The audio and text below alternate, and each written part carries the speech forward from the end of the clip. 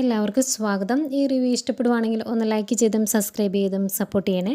അപ്പം വല്യമ്മയുടെ ഉത്തരവൊക്കെ കേട്ട് കഴിയുമ്പോഴത്തേക്കും ആകെ സങ്കടമായി നന്ദ പുറത്തേക്ക് വരുവാണ്. നന്ദയുടെ മുഖത്ത് നല്ല സങ്കടമുണ്ട് കേട്ടോ. അന്നേരം പുറകെ ഗൗതമും വരും. അന്നേരം നന്ദ ചോദിക്കുവാണ്, സാറിനും ഇപ്പോൾ ഭയങ്കര സന്തോഷമായി കാണുമല്ലോ എല്ലാവരും എന്നെ കുറ്റപ്പെടുത്തുന്നത് കണ്ടപ്പം എന്നിങ്ങനെ ചോദിക്കും.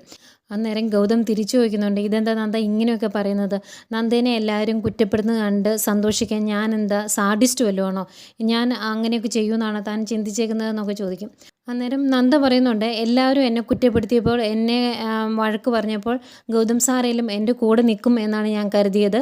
ഞാൻ പിങ്കിയുടെ കഴുത്തിന് കുത്തിപ്പിടിച്ച് ജ്യൂസ് കുടിപ്പിച്ചു എന്നൊക്കെ പറഞ്ഞപ്പം എന്നെ ഒന്ന് സപ്പോർട്ട് ചെയ്യാൻ പോലും സാറ് കൂടെ ഇല്ലായിരുന്നു എന്നൊക്കെ പറയും. അന്നേരം ഗൗതം പറയുന്നുണ്ട്, താൻ അങ്ങനെയൊന്നും ചെയ്ത് കാണില്ല എന്ന് എനിക്കറിയാം, ഒന്ന് നിർബന്ധിച്ചു കാണും, അത്രയേ ഉള്ളൂ എന്ന് എനിക്കറിയായിരുന്നു എന്ന് പറയും. അന്നേരം നന്ദ പറയുന്നുണ്ട്, നിർബന്ധിച്ചു, ഇനിയും നിർബന്ധിക്കും, കാരണം എനിക്ക് അങ്ങനെ ചെയ്തേ പറ്റുള്ളൂ, എൻ്റെ കുഞ്ഞാണ് അവളുടെ വയറ്റിൽ കിടക്കുന്നത്. ഈ കാര്യങ്ങളെല്ലാം അവൾ നോക്കിക്കണ്ട് ചെയ്തായിരുന്നെങ്കിൽ എനിക്ക് അവളുടെ പുറകെ നടക്കേണ്ട ആവശ്യമില്ലായിരുന്നു, നിർബന്ധിക്കേണ്ട കാര്യമില്ലായിരുന്നു. അതില്ലാത്തത് കൊണ്ടല്ലേ എനിക്ക് ഇങ്ങനെയൊക്കെ ചെയ്യേണ്ടി വരുന്നത്. ഇപ്പം കണ്ടില്ലേ, എനിക്കിനി അവളുടെ അടുത്തേക്ക് പോലും പോകാൻ പറ്റില്ല, ഒരു കാര്യവും അവളുടെ നോക്കരുതെന്നല്ലേ പറഞ്ഞേക്കുന്നത്, എനിക്കിത് സഹിക്കാൻ പറ്റില്ല എന്നൊക്കെ പറയുവാണ്.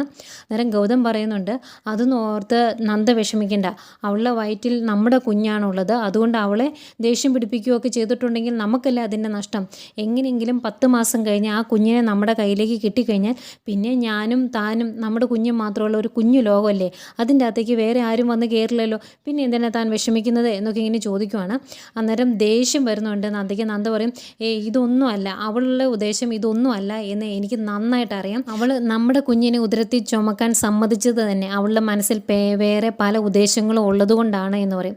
അന്നേരത്തേക്കും ഗൗതം ഒന്നും അറിയത്തില്ല കേട്ടോ, പാവം, എന്താ നന്ദ ഉദ്ദേശിക്കുന്നതെന്ന്. അന്നേരം നന്ദ പറയുന്നുണ്ട്, അവളുടെ ഉദ്ദേശം ഗൗതം സാറ് തന്നെയാണ്, അതുകൊണ്ടാണ് ഇന്ന് അവളുടെ സംരക്ഷണ ചുമതല ഗൗതം സാറിൻ്റെ കയ്യിലേക്ക് തന്നപ്പോൾ അവൾ നല്ല സന്തോഷത്തോടു കൂടി അത് സ്വീകരിച്ചത്. ഗൗതം സാറിനെ എങ്ങനെയെങ്കിലും അവൾക്ക് സ്വന്തമാക്കണം, ഗൗതം സാറിനെ ചേർത്ത് നിർത്തണം, അതുതന്നെയായിരുന്നല്ലോ ഇതിനു മുമ്പും അവളുടെ അസുഖം, അത് പിന്നെയും തുടങ്ങിയെന്നേ ഉള്ളൂ എന്നൊക്കെ പറയും. എന്തെങ്കിലും ഗൗതം അങ്ങനെയൊന്നും ചിന്തിക്കേണ്ട എന്ന് പറയും. അന്നേരം നന്ദ പറയും, ഇല്ല, ഇതൊന്നും ശരിയായി പോകും എന്ന് എനിക്ക് തോന്നുന്നില്ല, ഇതെല്ലാം നാശത്തിലേ ചെന്നെത്തുള്ളൂ, എൻ്റെ ജീവിതം എനിക്ക് കൈവിട്ടു പോകും എന്നൊക്കെ പറഞ്ഞ് ആകെ സങ്കടമാട്ടോ നന്ദയ്ക്ക്. അന്നേരം ഗൗതം പറയുന്നുണ്ട്, എന്തിനാ നന്ദ നീ ഇങ്ങനെ വിഷമിക്കുന്നത്? പിങ്കി ഇപ്പം എന്തൊക്കെ മനസ്സിൽ ചിന്തിച്ചാലും അതിൻ്റെ ഓപ്പോസിറ്റ് നിൽക്കുന്നത് ഞാനല്ലേ, എൻ്റെ മനസ്സിൽ എന്നും നിനക്ക് മാത്രമേ സ്ഥാനമുള്ളൂ, അതെന്നും അങ്ങനെ തന്നെയായിരിക്കും. നമ്മുടെ കുഞ്ഞിനെ നമ്മുടെ കൈ കിട്ടുന്നത് വരെ നമ്മൾ ഈ വേദന സഹിച്ചേ പറ്റുള്ളൂ. ഈ വേദനയെല്ലാം സഹിച്ചു കഴിഞ്ഞാൽ നമ്മുടെ കുഞ്ഞിനെ നമ്മുടെ കയ്യിലേക്ക് കിട്ടിക്കഴിഞ്ഞാൽ പിന്നെ വേറെ ആരെയും നമുക്ക് നോക്കേണ്ട കാര്യമില്ലല്ലോ, അതുകൊണ്ട് താൻ വിഷമിക്കേണ്ട എന്നൊക്കെ പറഞ്ഞ് ആശ്വസിപ്പിക്കുവാണ്. ഈ വേദനയും ഈശ്വരനെ അറിഞ്ഞ് നമുക്ക് തന്നതല്ലേ, അതുകൊണ്ട് നീ പേടിക്കണ്ട എന്നൊക്കെ പറഞ്ഞ് ആശ്വസിപ്പിക്കുന്നുണ്ട് നന്ദയ്ക്ക് ചെറിയൊരു ആശ്വാസമാകുന്നു അത്രയൊക്കെ ഗൗതം പറയുമ്പോൾ. പിന്നെ കാണിക്കുന്നത് ചിറ്റയാണ്. ചിറ്റയ്ക്ക് ഭയങ്കര സന്തോഷം, ഇന്നത്തെ ഓപ്പറേഷൻ സക്സസ് ആയല്ലോ, അതിൻ്റെ ഒരു സന്തോഷത്തിൽ ഇങ്ങനെ നടക്കുവാണ്. അന്നേരം ഇത് ലക്ഷ്മിയെ കാണുന്നുണ്ട്. ലക്ഷ്മി അടുത്തോട്ട് വന്നിട്ട് ചോദിക്കുകയാണ്, ഇന്ന് എന്താ ഭയങ്കര സന്തോഷം, എന്തോ നല്ല കാര്യം നടന്നതുപോലെ ഉണ്ടല്ലോ എന്നിങ്ങനെ ചോദിക്കും. അന്നേരം എന്ത് നല്ല കാര്യം നടക്കാൻ, ഞങ്ങളുടെ മോളുടെ ജീവിതം ഇതുപോലെ നശിച്ച് നാരായണക്കല്ല് പിടിച്ച് കിടക്കുന്ന സമയത്ത് ഞങ്ങൾക്ക് ആർക്കെങ്കിലും സന്തോഷിക്കാൻ പറ്റുമോ എന്ന് ചോദിക്കും. അന്നേരം ലക്ഷ്മി, ആരുടെ ജീവിതമാണ് ഇവിടെ നശിച്ച് നാരായണക്കല്ല് പിടിച്ച് കിടക്കുന്നത്? ഈ വീട്ടിലുള്ള എല്ലാവരുടെയും ജീവിതം അത്യാവശ്യം നല്ല രീതിയിലാണ് പോകുന്നത്, പിന്നെ പിങ്കിയുടെ കാര്യമാണോ ഉദ്ദേശിച്ചത് എന്ന് ചോദിക്കും. അന്നേരം അതെ, പിങ്കിയുടെ കാര്യം തന്നെയാണ്, വല്ലവരുടെയും കുഞ്ഞിനെ വയറ്റിലിട്ടുകൊണ്ട് നടക്കുന്നതാണോ നല്ല കാര്യം? ആ ഗൗതം മോനങ്ങാനും വിവാഹം കഴിച്ചായിരുന്നെങ്കിൽ നല്ലതായിരുന്നു, അവർ ഒരുമിച്ച് സന്തോഷത്തോടെ ജീവിച്ചേനെ, അതിനും സാധിച്ചില്ല, അതിന് പകരം അൽപായുസായ ഒരു ചെറുക്കനെ പിടിച്ചങ്ങ് കെട്ടിച്ചു, അതിൻ്റെ വഴിക്കങ്ങ് പോയി. ഇപ്പോൾ നന്ദയ്ക്ക് ഗർഭം ധരിക്കാനുള്ള കഴിവില്ലാത്തത് കൊണ്ടല്ലേ പിങ്കിമോൾക്ക് ഇങ്ങനൊരു കാര്യം ചെയ്യേണ്ടി വന്നത്. 10 മാസം കഴിയുമ്പം ആ കുഞ്ഞുണ്ടായി കഴിഞ്ഞാൽ എൻ്റെ മോള് ഇനിയും കറിവേപ്പിലയാകും എന്ന് എനിക്ക് നന്നായിട്ടറിയാം. ഈ ജീവിതമാണോ നല്ല ജീവിതം? പിന്നെ ഈ നന്ദയ്ക്ക് ഗർഭം ധരിക്കാനുള്ള കഴിവില്ല, അങ്ങനെയുള്ളവരൊക്കെ എന്തിനാ ഇവിടെ നിർത്തിക്കൊണ്ടിരിക്കുന്നതെന്ന് എനിക്കും അറിയത്തില്ല, പറഞ്ഞ് വീട്ടിൽ വിടണം, വെറുതെ തൊഴുത്തി നിർത്തി പുല്ലും വൈക്കോലും ഒക്കെ കൊടുക്കുന്നത് എന്തിനാണെന്ന് ചോദിക്കും. ഇതൊക്കെ കേൾക്കുന്നതൊക്കെ അങ്ങ് ദേഷ്യം വരും ലക്ഷ്മിക്ക്. ലക്ഷ്മി അന്നേരം, അപ്പം അങ്ങനെയുള്ള കാര്യങ്ങളൊക്കെ മനസ്സിലിട്ടുകൊണ്ടാണോ ഇവിടെ നിൽക്കുന്നത് എന്ന് ചോദിക്കും. അന്നേരം ലക്ഷ്മി എന്താ ഉദ്ദേശിച്ചത് എനിക്ക് മനസ്സിലായില്ല എന്ന് പറയുമ്പോൾ, അല്ല, നന്ദമോൾക്ക് പ്രഗ്നൻ്റ് ആകാനുള്ള കഴിവില്ലാത്തത് കൊണ്ട് നന്ദമോളെ അങ്ങ് പറഞ്ഞു വിട്ടിട്ട് ആ സ്ഥാനം പിങ്കിക്ക് നേടിക്കൊടുക്കാം എന്ന് കരുതിയാണോ ഇവിടെ നിൽക്കുന്നത് എന്ന് ചോദിക്കും.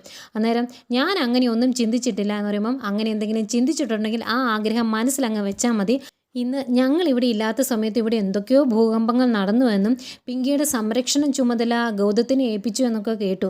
അതോ ഇങ്ങനെയുള്ള പല കാര്യങ്ങളും പലരുടെയും മനസ്സിൽ കാണും, അതുകൊണ്ടാണ് ഇങ്ങനെയുള്ള കാര്യങ്ങളൊക്കെ ചെയ്തു കൂട്ടുന്നത്. അതൊന്നും ഇവിടെ ഈ ലക്ഷ്മി ഉള്ളപ്പം നടക്കില്ല എന്ന് ലക്ഷ്മി പറയുവാണ്. അന്നേരം ചിറ്റ പറയുന്നുണ്ട്, പിന്നെ ഞങ്ങൾ എന്ത് ചെയ്യണമായിരുന്നു? പിങ്കിമോളുടെ കഴുത്തിന് കുത്തിപ്പിടിച്ച് ജ്യൂസ് കുടിപ്പിക്കുമ്പം അത് ഞങ്ങൾ കണ്ടുകൊണ്ട് നിൽക്കണമായിരുന്നു. ഏതായാലും എന്നെക്കൊണ്ട് അത് പറ്റില്ല എന്ന് പറയുമ്പം ലക്ഷ്മി പറയുന്നുണ്ട്, എൻ്റെ മരുമകളാണ് നന്ദ, അവൾ ഒരിക്കലും അങ്ങനെ ചെയ്യില്ല എന്ന് എനിക്ക് നന്നായിട്ടറിയാം. അതുകൊണ്ട് ആ പരിപ്പ് ഇവിടെ വേവിക്കാൻ നോക്കണ്ട എന്ന് പറയും. എന്നിട്ട് പറയുന്നുണ്ട്, നിങ്ങളുടെ മനസ്സിൽ പല ചിന്തകളും കാണും, ആ ചിന്തകളൊന്നും ഇവിടെ വർക്കൗട്ട് ആവില്ല ഈ ലക്ഷ്മി ഉള്ളിടത്തോളം കാലം. പിന്നെ പിങ്കിയുടെ കാര്യം നോക്കാൻ വന്നവർ പിങ്കിയുടെ കാര്യം മാത്രം നോക്കിയാൽ മതി. ഈ വീട്ടിലെ ആഭ്യന്തര കാര്യങ്ങളിൽ അഭിപ്രായം പറയാനും ചരട് വലിക്കാനും ഒന്നും വരണ്ട എന്ന് ലക്ഷ്മി പറയുമ്പോഴത്തേക്കും ദേഷ്യം വന്നിട്ട് ചിറ്റ പറയുന്നുണ്ട്, അതെ ലക്ഷ്മി ഒരു കാര്യം അങ്ങോട്ടും ഓർത്തിരിക്കുന്നത് നല്ലതാണ്. ഞാൻ ചിന്തിക്കുകയും പ്രവർത്തിക്കുകയും ചെയ്യുന്നത് എൻ്റെ തല കൊണ്ടാണ്, അല്ലാതെ ലക്ഷ്മിയുടെ തല കൊണ്ടല്ല എന്ന് പറഞ്ഞിട്ട് അവരും അങ്ങോട്ട് പോകുന്നു.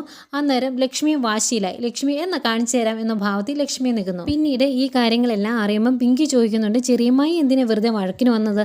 ചെറിയമ്മായി എന്തിനാ എന്തൊക്കെയാണ് മനസ്സിൽ വിചാരിച്ചേക്കെന്ന് അറിയത്തില്ലല്ലോ എന്നൊക്കെ ഇങ്ങനെ പറയുവാണ്.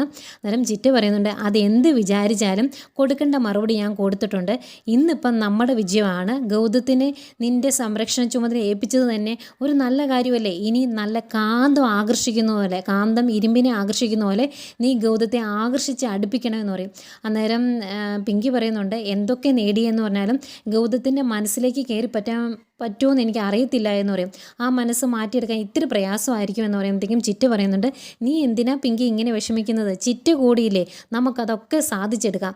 ഞാൻ ഇവിടുന്ന് പോകുന്നതിന് മുമ്പ് ഗൗതത്തിനെയും നിന്നെയും ഒന്നിപ്പിച്ചിട്ടേ പോകുള്ളൂ എന്ന് ചിറ്റ പറയുന്നു. ആ കാര്യം സ്വപ്നം കണ്ട് ഒരു താങ്ക്സ് ഒക്കെ പറഞ്ഞ് സന്തോഷത്തോടെ നിൽക്കുക പിങ്കി.